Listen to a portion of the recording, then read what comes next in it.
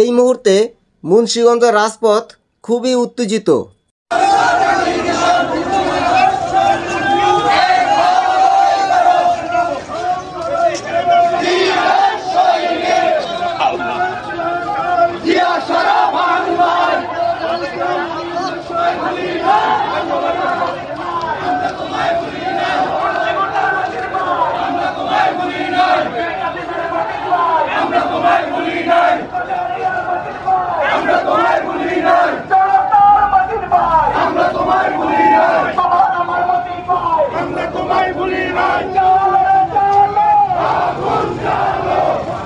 দর্শক শ্রোতা, আমি এখন দাঁড়িয়ে আছি মুন্সিগঞ্জ সদর কাচারি 4 রাস্তার মোড়ে।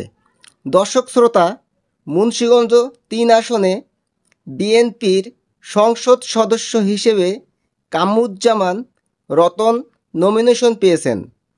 এইদিকে জনগণ মহিউদ্দিন স্যারকে মুন্সিগঞ্জ 3 আসনে সংসদ সদস্য হিসেবে দেখতে চায়। এই জন্য রাজপথে নেমে গেছে মিছিল নিয়ে।